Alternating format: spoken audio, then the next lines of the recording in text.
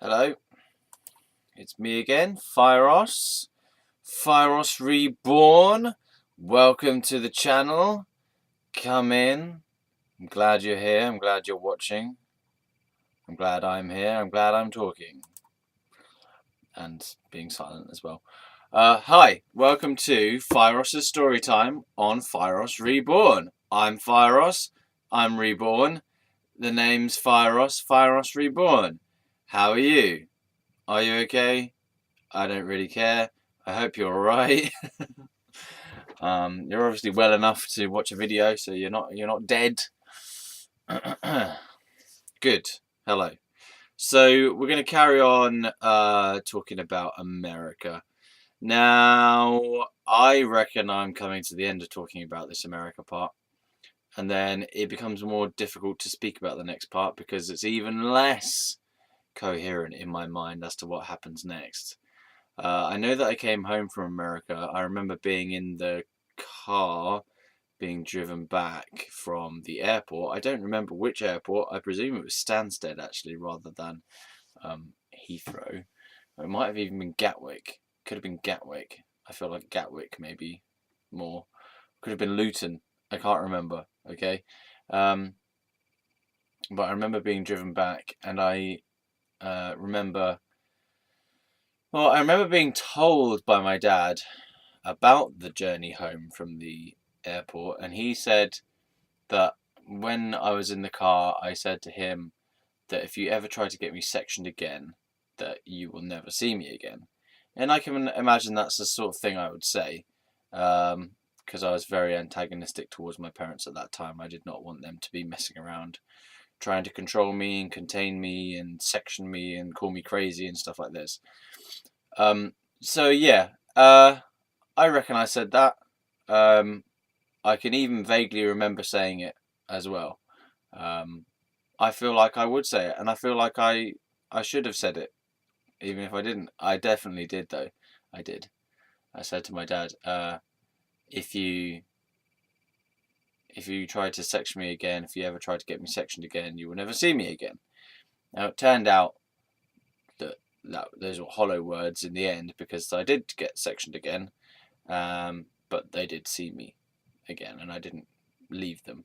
I didn't run away. Finally.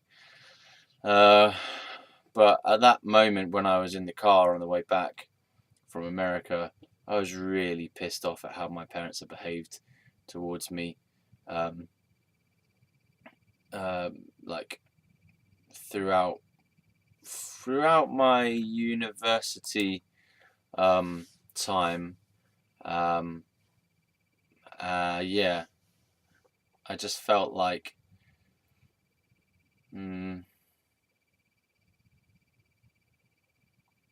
I just felt like they were really resistant to me being my natural happy self.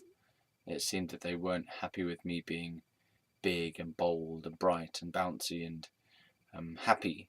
They wanted me to be dead inside, basically, and unhappy, because that's what they were used to. And more than that, I wasn't happy with the fact that my dad had decided that I was insane or having psychosis or whatever. And I just felt really judged and labelled, and I felt like it was a big misunderstanding, and that they'd got it all wrong, and that because they'd got it all wrong, they were then trying to force that view of me onto myself. They were trying to impose this understanding of me onto myself when I was having a different understanding of myself, if that makes sense. So it was like, it felt like a real fight to just be accepted as who I was. And I felt like my dad especially was very resistant to me being happy and enjoying this spiritual experience that I was having. So that's the cab ride home from the airport when I'd got back from America. Now, I want to spend a bit of time on sort of soaking up the learning of America, and there are a few more things to say about it as well. Just little tiny flashbacks, memories, bits of experience from there. For example, I was still continuing my spiritual research while I was in America, which means I was looking up things on intuition, on following the signs of the universe, on getting in touch with the planet. One of the things I found was about ley lines, that there are supposedly ley lines of energy, which are these kind of lines of energy, like a grid. Ley lines. Ley lines, energy of the planet grid. And I think this is the grid that was being talked about in the Fire the Grid thing, where I had the naked massage from the 48-year-old man in the wheelchair, the pervy guy. If you remember back from before I went to America, in the story. Well, it's even true to just say it like that. Before I went to America, I had this massage from this guy, and that was because it was a global event. Global, which pretty much means just in America. Global. A global event, where apparently if we all did something of positive energy, at that time for an hour on that day, that it would fire the grid of these ley lines of energy across the planet, and that would raise the collective vibration of all the people in the planet at the same time, and that would be a good thing for all people and would raise the happiness levels of the whole world a little bit, and whatever else good things might come from doing that. So ley lines are supposedly, and I don't really know if this is true or not because I haven't done enough research into it, and I've never seen a ley line, I've never experienced it, but I did give it a try. So yeah, the ley lines discover Earth's energy grid. I'm trying to find something here to corroborate my story as to what are these things. Ley lines are the meridians of the planet Earth. Different ley lines provide different energies to keep the chi of our planet flowing. After almost having been forgotten and having been hijacked in the third dimension to create an even deeper sense of duality, they are now being rediscovered and understood by a larger population.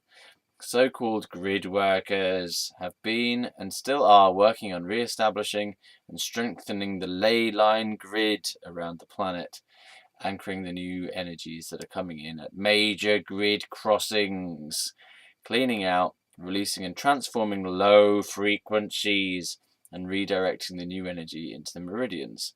Authors Jesse and Vera have both spent a lot of time with grid work on ley lines. That is also how they met. Okay, fine. So you're doing a lot of ley line stuff. What on earth are ley lines? Blah blah blah blah blah blah blah blah blah blah blah blah. Anyway, I decided to do a little spiritual experiment with myself, and I just tried to sense into these ley lines, and I tried to walk along them, by sort of like equivalent to dowsing. Dowsing with these little sticks. These rods that are supposed to point towards water, and you're supposed to be able to find water and other things using these rods that are supposed to sort of help you tune your body's natural direction towards finding water, whatever. Yeah. Well, it was sort of like that, but without the rods. So you just use your body to sense, am I going on a ley line or not? And there's no way I could really fucking prove it or not, right? I just was having a go with the experiment of seeing if I could feel them for my own self, for my own learning, for the fun of it, really, and because I wanted to.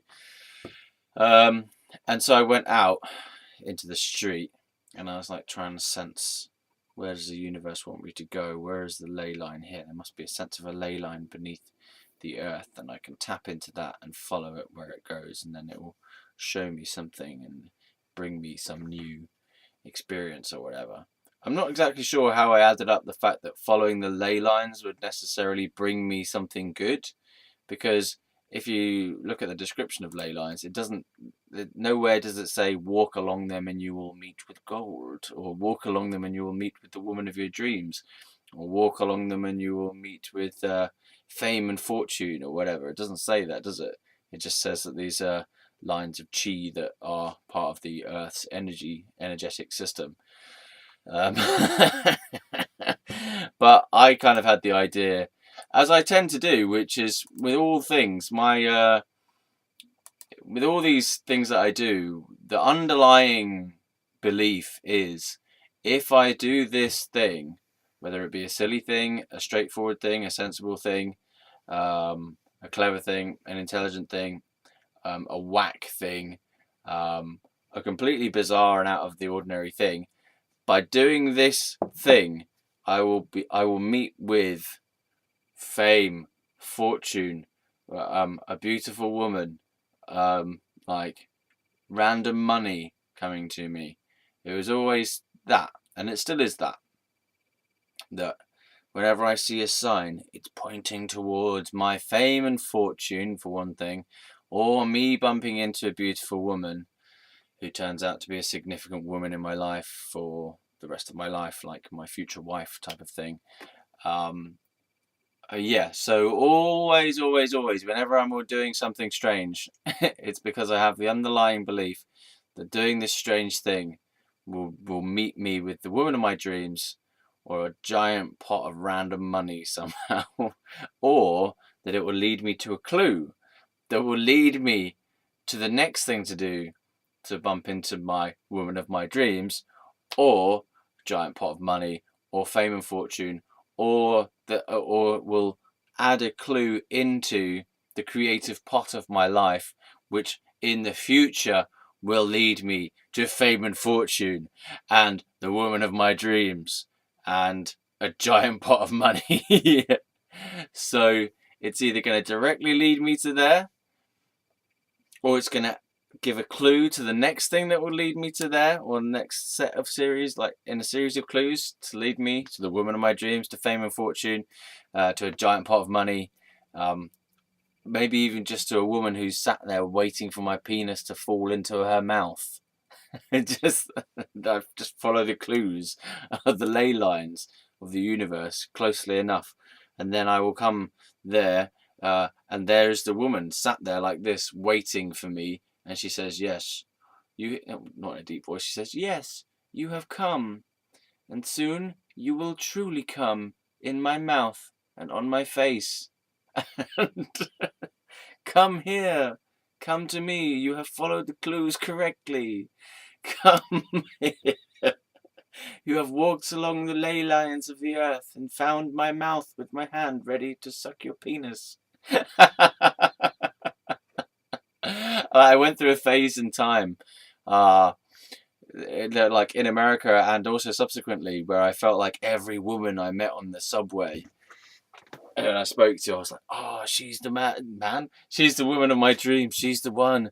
Oh, and also I went through another phase where I felt like everyone with the name of Rachel, because my birth name is Ross, okay? Fieros, Ross, whatever. Fiery Ross, yeah. So my birth name is Ross, and I was like, Ross and Rachel from Friends. So whenever I meet someone, or met, doesn't happen anymore, because I'm just like, that's silly. But there is a little bit inside me that goes, oh, maybe Ross and Rachel, maybe we're destined to be together. Maybe I will end up being with a Rachel. Because Ross and Rachel from Friends, it makes sense, doesn't it? If it happened in Friends, then it's going to happen in my life, because my name is Ross. And names go together.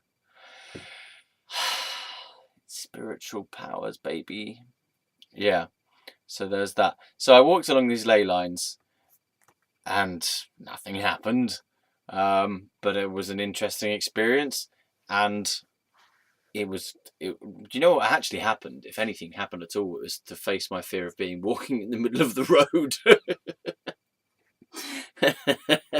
And also to have no sense of where the fuck I'm going, but just to be following an unknown principle, to be following in an unknown direction. So normally you walk somewhere, right? And you know where you're going, or you know that you want to go somewhere and you're trying to find the direction to that place.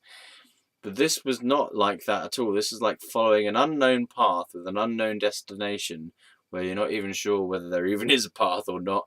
And it's just kind of like walking in the sense of complete unknowingness and trying to sense into the knowingness of what is there. Where are these ley lines below me, beneath me on the street?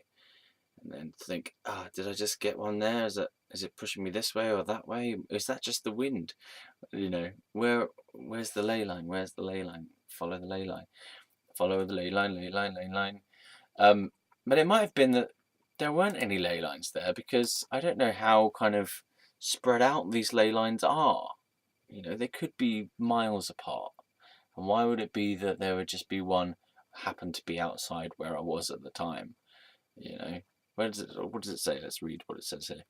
By way of analogy, I shall duly illustrate and clarify what on earth are the ley lines. Think of the equator. It exists, and it is symbolically represented as a line running through the centre of the earth. When you approach the equator, things get really hot. When you're practically on the equator, you will definitely know.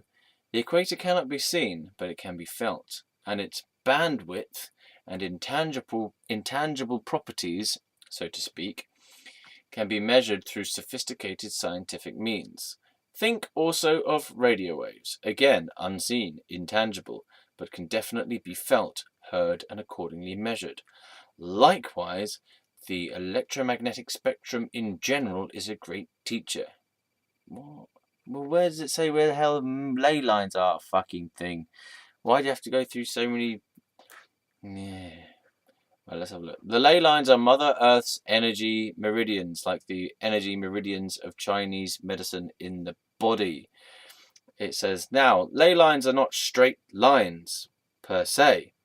The Orientals describe them as currents, which is more qualitatively accurate. The Western mindset prefers rigid Pythagorean representations of inherently wiggly, frisky things for some reason, all to do with latticing free nature into a control grid.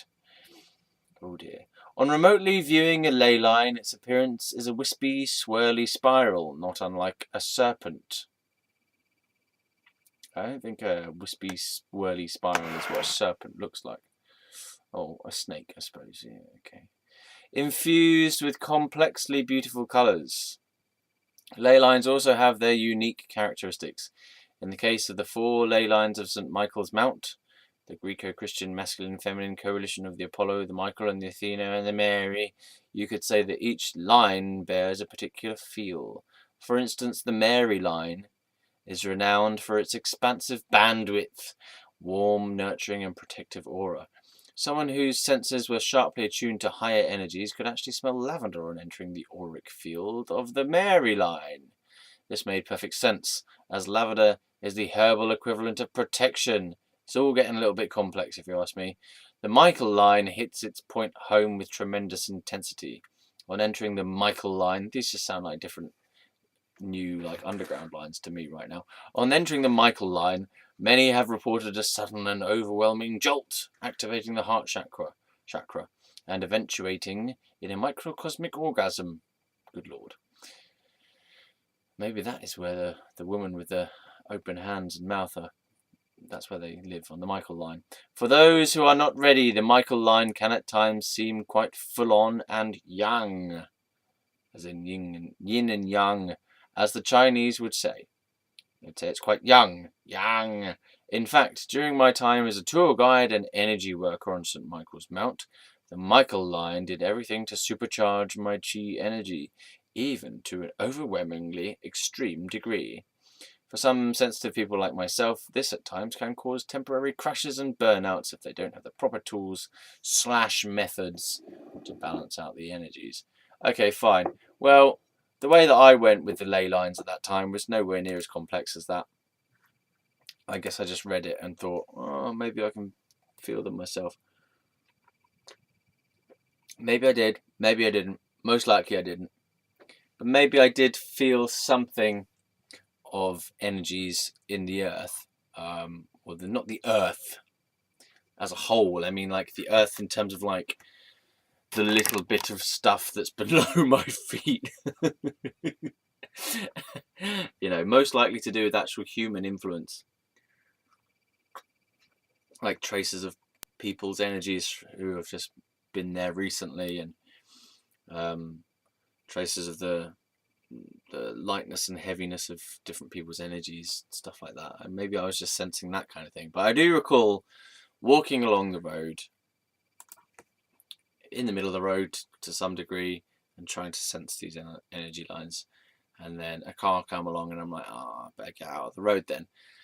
So it was a pretty difficult experience to finish to full fruition, because I was doing it in a city, whereas I may have found it easier to do that in a field, which I should have thought about, really, shouldn't I? Okay, well, it was an inconclusive experiment, and it just didn't go anywhere. Another thing I randomly did was went to an acting school open day audition thing, which was very strange that I ended up there.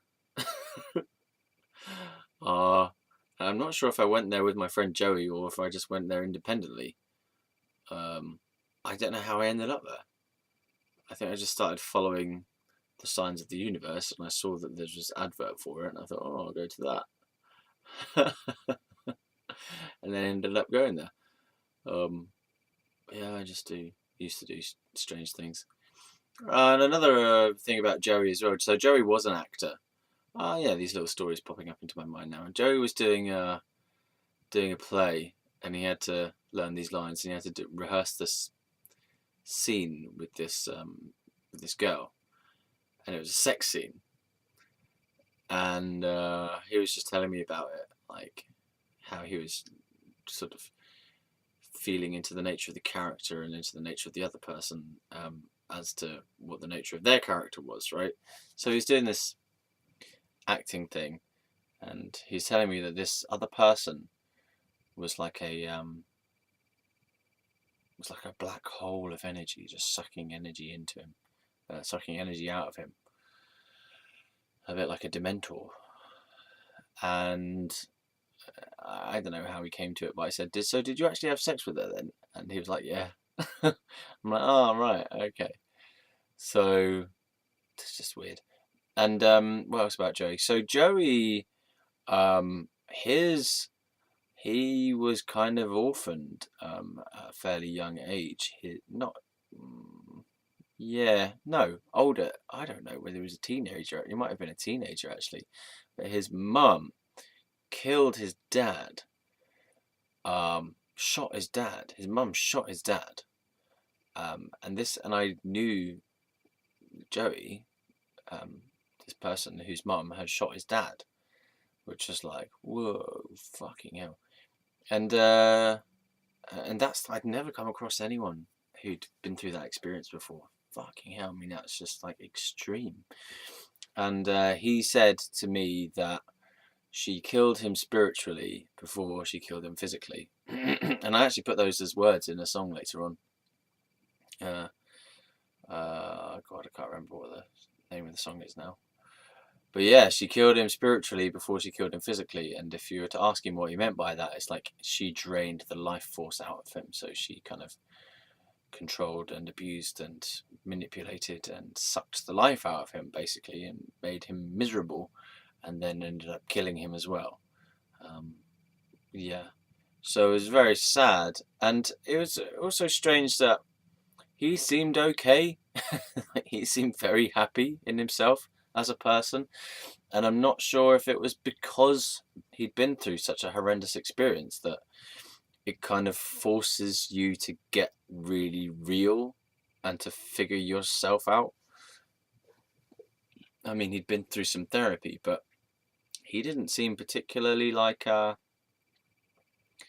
disturbed inside. You know, he seemed very present, and maybe his life had made him be present. His life had forced him into being present, because you cannot live in a shallow, mind-based way when your mum has just shot your dad, and you're now without either parent because your mum's in jail and your dad's dead.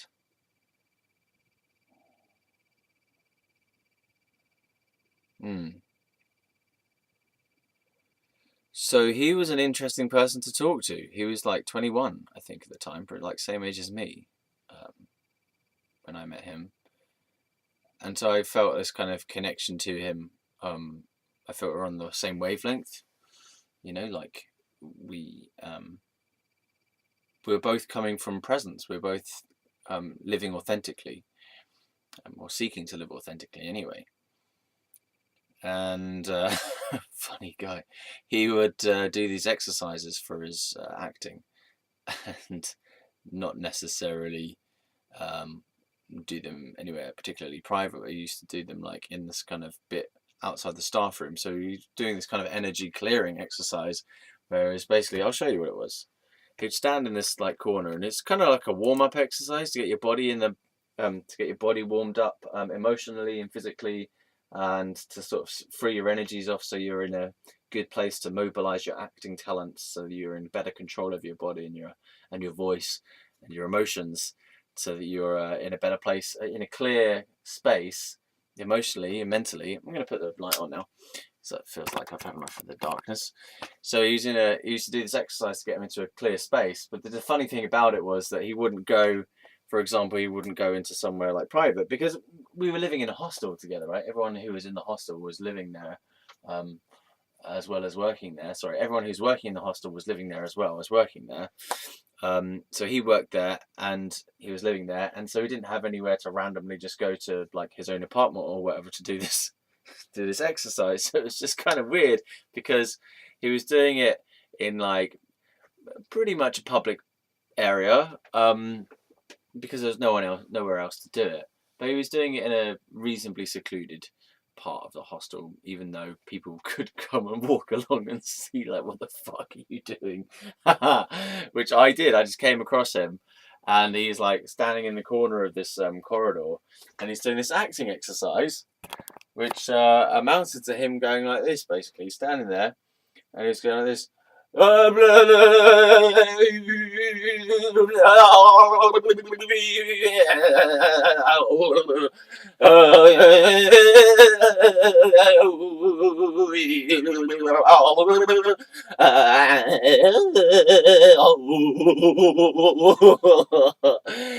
so so I came across him standing there like that, and I'm going, what the hell?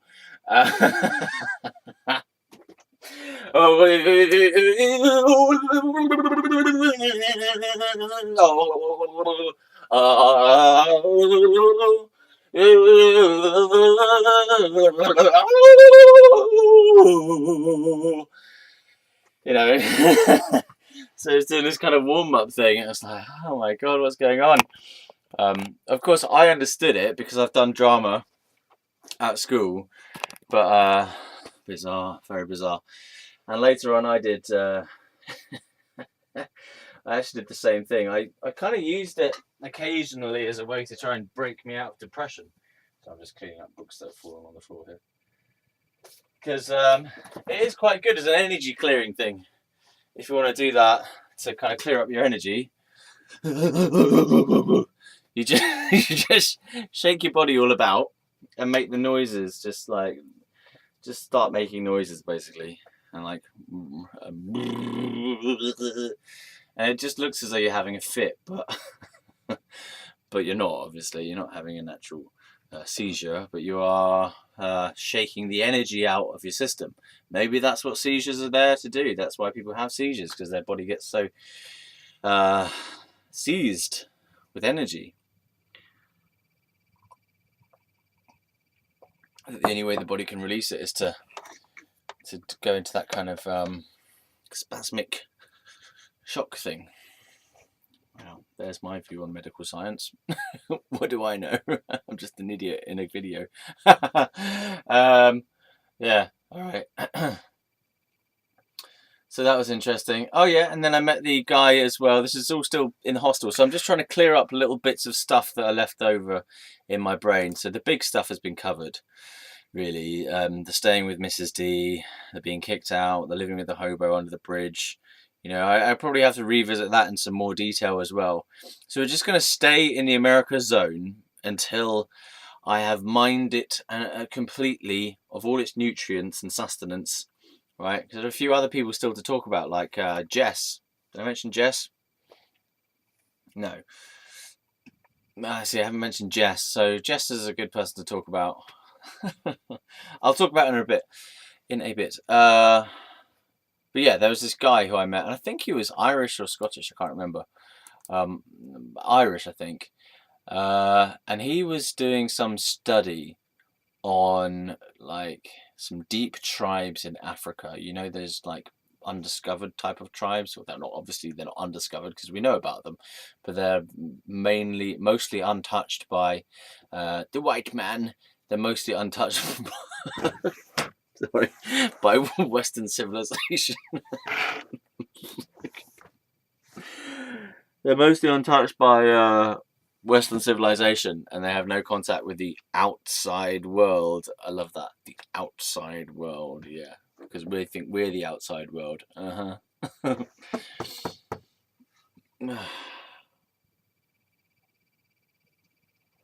We think we're the most important part of the world. That's what it is. Anyway, so this Irish guy was doing this university kind of research project on these sort of I don't know what you call them. They're sort of deep African tribes, undiscovered tribes that obviously have been discovered. So I don't know why I keep calling them undiscovered tribes. Undiscovered tribes in Africa that have been discovered. Okay, I need to sort this terminology out. What do you call it when you have deep tribes? Deep tribes in the Amazon. Deep jungle tribes mushroom is another suggested search. Deep African tribes. Indigenous tribes who continue to live. Indigenous tribes, let's say that. So he's doing some deep indigenous tribe work, right? And he was saying one of the things that he discovered was that some of the tribes do not attribute the quality of wetness to the substance of water. So I'll say that again. Some tribes do not associate the quality of wetness with the substance of water. So what he meant was that it was like they didn't believe that wetness and water were necessarily, like, water didn't necessarily cause wetness.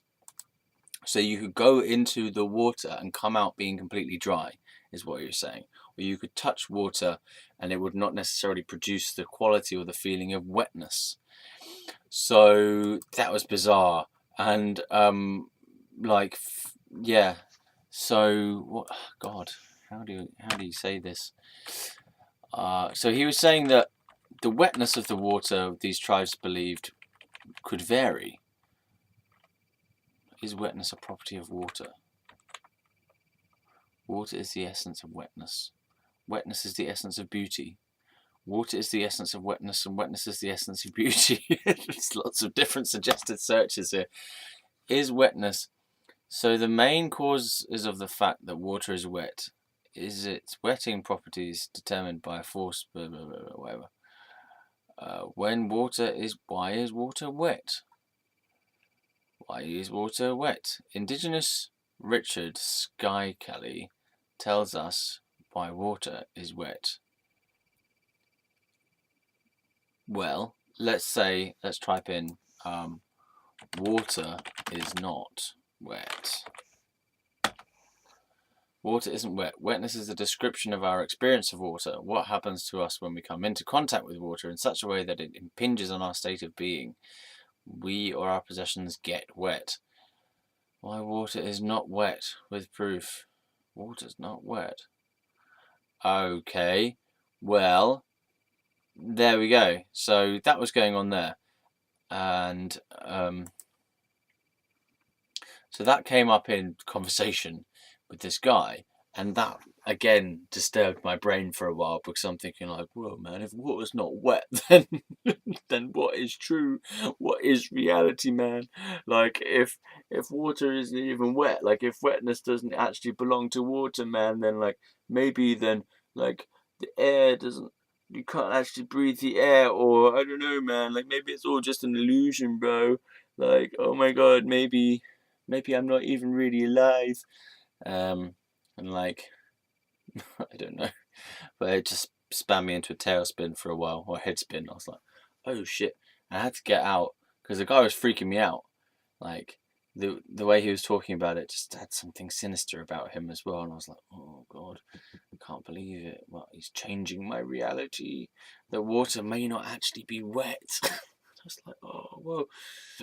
So they can go into the. And he was saying, like, that these tribes and the shamans in these tribes believe that they can change the properties of water so that they weren't wet, so that he could protect people from getting wet by water, right? So, so that a person could go into the water and for their clothes to come out not being wet, um, stuff like that. And I was like, whoa, man! And he can like affect it directly, the nature of reality by the power of his mind, and that probably that kind of thing led on in the future of that experience to me trying to push my finger and this pen through a bottle, just using the power of my mind. But that actually also came from watching The Matrix. Because I bought a DVD player. Oh, I got the DVD player as well. Oh, there's too many little stories suddenly bubbling up into my head now. Oh man,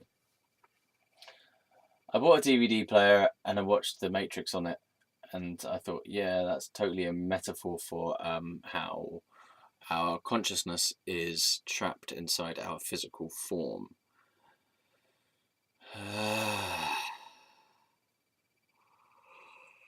And how The Matrix is, as a film, is a metaphor for becoming enlightened, whereby your consciousness, that is to say, Neo, in the film, Neo represents a seeker of enlightenment, and then when he becomes the One, it's a representation of enlightenment. He has transcended the system. He has transcended the parameters that the system that was set for him when he came in, and he has now escaped them, and also he has mastery over them as well. So he's able to manipulate the Matrix and able to achieve the results that he wants within the Matrix. He can fly. He can, he can change the laws of the simulated reality, according to his wishes, just by the power of his intention. And he can fly and go and slow bullets down and such, so forth, by bending his mind around it instead of, so he sort of psychically puts his mind in touch with the Matrix and influences the Matrix by his consciousness. Yeah. So I watched that, and then later on, like a while later, I thought maybe I can do this because there's this scene where he goes to visit the Oracle, and there's these like little kids bending spoons with their mind. They're like just going, and the spoons are going, and they're just going like that on the spoon, and the little kid goes, "The secret is to not try to bend the spoon, but to realize that there is no spoon, and you're simply bending yourself." Or whatever. I can't remember what it is. But yeah, and I thought, yeah, maybe you're right, man. Maybe you're right, maybe it is just all in my mind, dude.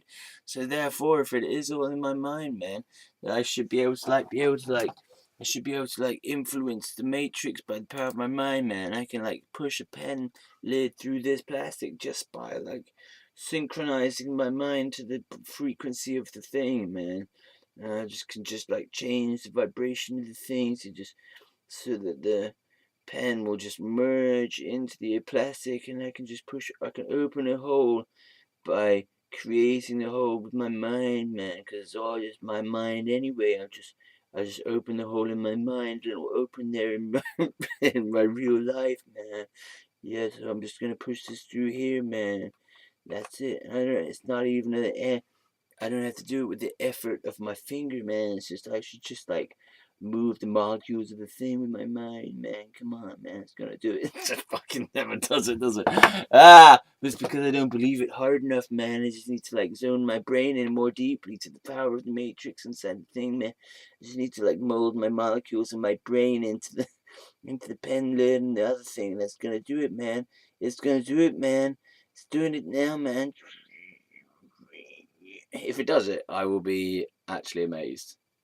Which didn't do it, but I will do it one day. I will just force the power of my mind into the thing. Yeah. So I just spent some time practicing that, which didn't work. Oh man.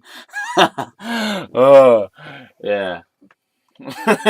It's worth a try though, because if I did do it, ooh boy, wouldn't I be the star child of the universe? Wouldn't everybody love me and be like, whoa man, he can like push his finger through a thing? Yeah. Obviously, physical reality does not obey my brain powers. Okay, so where was I? Oh yeah, so there was that guy who was like talking about water not being a property of wetness not being a property of water, so that these shamans and these tribes could like affect the qualities that water had, and so that not necessarily like if you go into water you wouldn't necessarily get wet, which freaked my brain out for a while, as I said, and I had to go outside and sit out in on the street to contemplate this. I just felt like being outside and being away from people just gave me a rest, so I just went outside and just kind of went for a while because it was freaky, man. Like because I think it was like kind of voodoo stuff that he was talking about as well, and that just freaked me out. So I was quite sensitive to disturbing material at the time as well. So like I mentioned in one of the previous videos that I watched the Pink Floyd The Wall video, and that disturbed me for a while as well. I can't exactly remember why. I think it was just because there was quite a lot of dark imagery in there, and things to do with sex and violence. If you put those two things together, would disturb me quite a lot. So, for example, I used to get disturbed by the film Corpse Bride because I'm like, ugh, it's just a film about dead people and corpses. Corpse Bride. It's a Tim Burton film. If you don't know what I'm talking about. And it's like, ew, but she's being made to appear attractive, but she's dead. And it's like necrophilia, or I don't know. It's just grossed me out. So I felt really uncomfortable watching stuff like of that kind of nature when I was younger. Yeah, because things would just affect me really deeply, metaphorically speaking. Metaphorical stuff would really get to me, it would be like, oh no. But on the other side of it, I could be extremely positively affected by more pleasant metaphors and stuff. So one thing that I was drawing was like guns being silenced by flowers. That's something that made me feel better about things. Like a psychedelic picture of the gun turning into a flower, or a flower enveloping a gun and sort of melting it down and disintegrating its violent nature. Yeah, so I was a sweet little flower child, as well as being easily disturbed by disturbing things and imagery. So, what else? So there was Jess. Jess was American woman, a little bit older than me at the time. I think she was like 24 or something, but she felt older than that as well. She felt more mature than me, and that gives you a feeling of like oldness.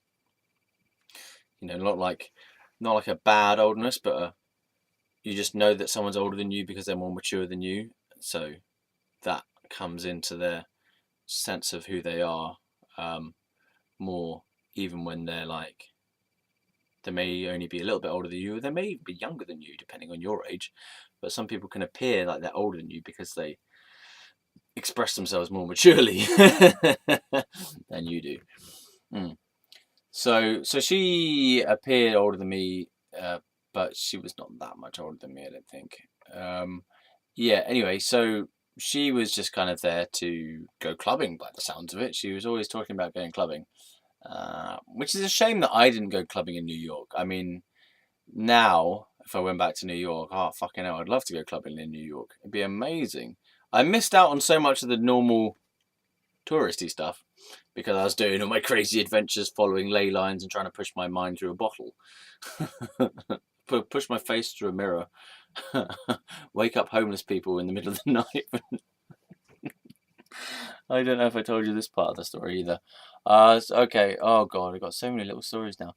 Okay, let's talk about Jess. So Jess used to go clubbing, big wow, and she'd come back and be like, "Yeah, Ross, you should come clubbing, man." And I was always like, "No, because I'm English and I'm boring and I'm trying to go on a spiritual adventure and going clubbing is not the right thing for me to do."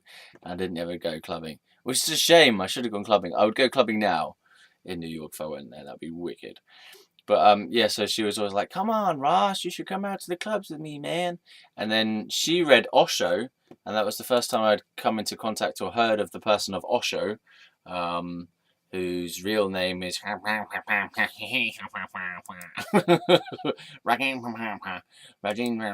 a look what his real name is. Yeah, Osho, real name is. Come on, you should just tell me. Chandra Mohan Jain. There you go. Is that his real name? Chandra Mohan Jain. Rajneesh is another name for him. So why have we got loads of different names now? So Rajneesh, born Chandra Mohan Jain, also known as oh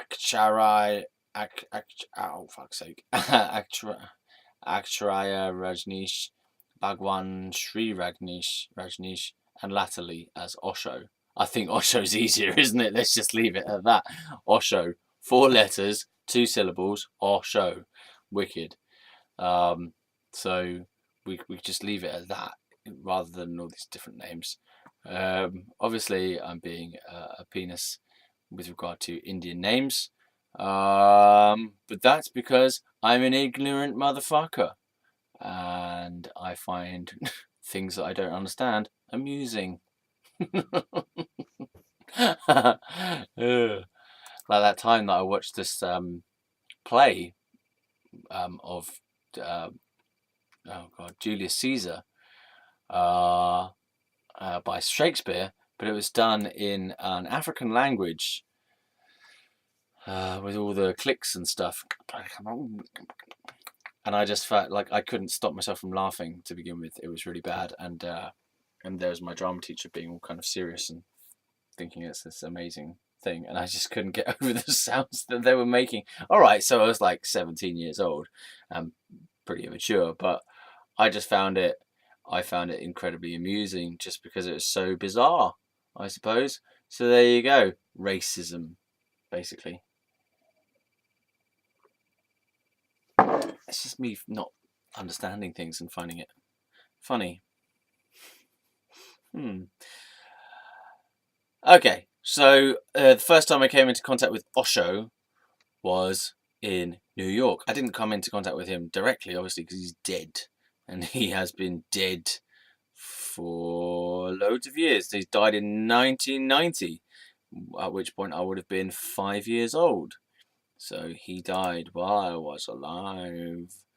But I don't know what I'm talking about anymore. Death. There's some controversy surrounding Osho. And when it came up, when Jess brought up this person of Osho in conversation, she was talking about how he mentions falling in love. People tend to say that they fall in love, like they have no choice about it. And I can't remember exactly what she says, but I've read the book where he speaks about that. Subsequently, I didn't read it at the time, but I read it later. I've read it more recently in the last couple of years. And then he talks about rising in love. You should rise in love, that your sense of love should be a thing that is uplifting to you and brings you both closer together, and you both have a sense of rising in yourself, not falling in love and being helpless in love, but it being an active, generative process. Anyway, so she was speaking about that, and I was like, yeah, okay. Because I only had read stuff by Eckhart Tolle and Deepak Deepak Chopra at that time, and a bit of Buddhism as well. And I was a little closed-minded, I must say. I'd read stuff a bit about Gandhi and what else? Bits about Hinduism here and there, nothing major. My screen is randomly moving up and down. Sorry, let me just change the thing for a second. Okay, sorry, that was weird. I wasn't even moving the thing, and it was just going up and down. Yeah, so I was a little bit closed-minded to all other spiritual teachers, really.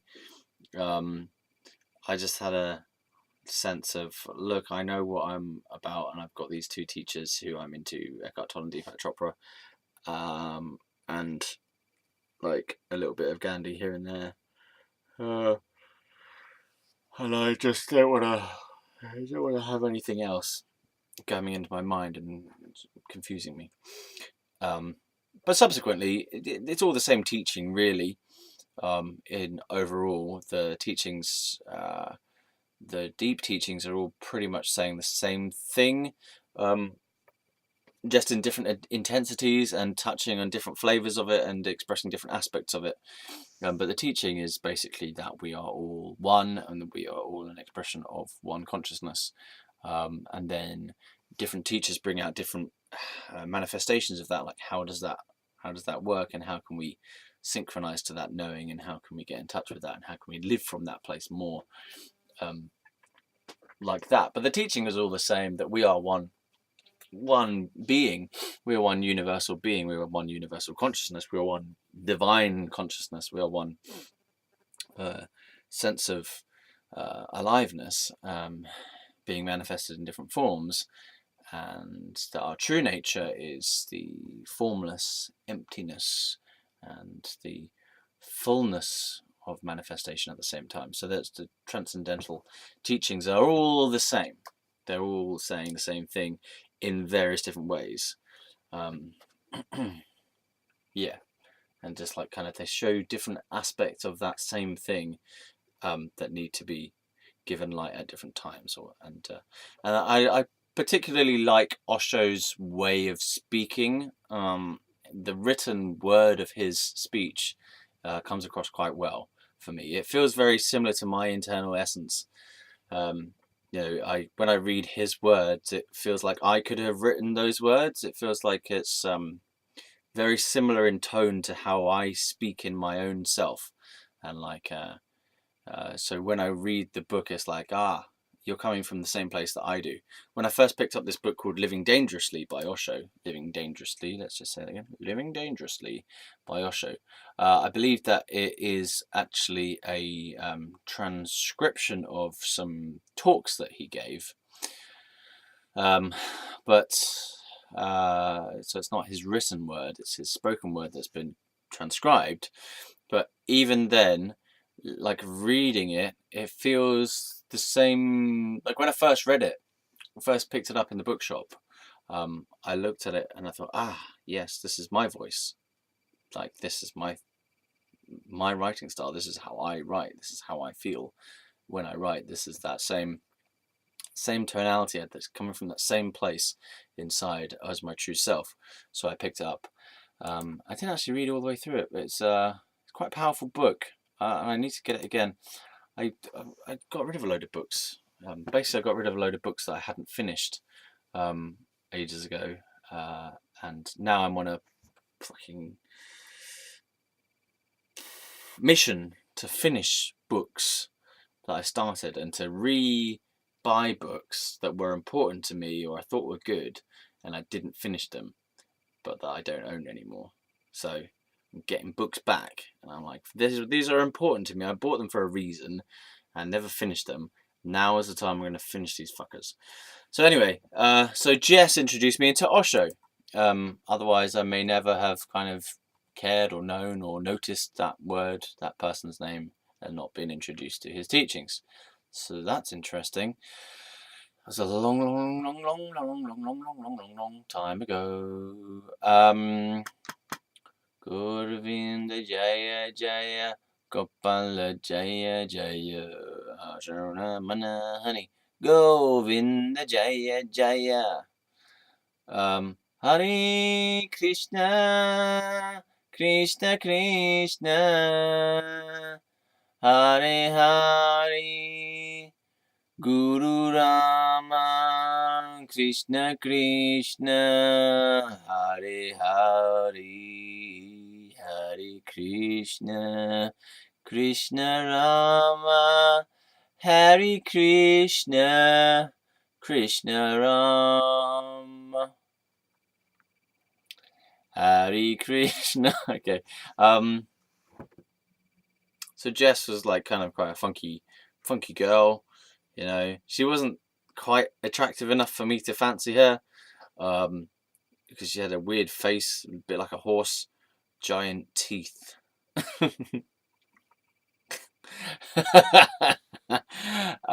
But she had big boobs, which is something I'm always interested in a woman. In fact, I'm interested in boobs of all sizes.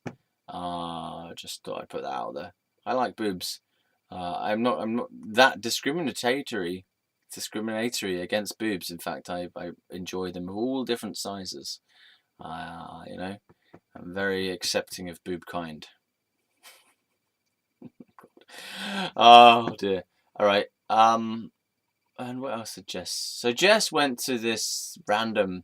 She was jogging in the park or walking in the park in Central Park, and she came back and she's saying like that she'd been jogging in the park and that she'd come across these people talking about polygamy, and how multiple marriages were great and that it should be like it's the truth, man. It's like it shouldn't be.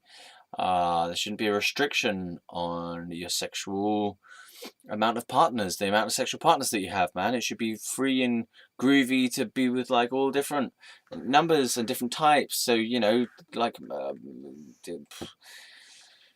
you being in like a group of 4 or 5 people of different sexes who are all polygamous together, so that you don't see yourself as being in a couple. You see yourself as being in a triple or a quadruple or a 5-tuple or an orgy, or just a roaming orgy of people, so that you're a couple. You're not just a couple. You're a part of a sexual group, basically, a polygamy unit rather than a couple thing, which I found interesting at the time.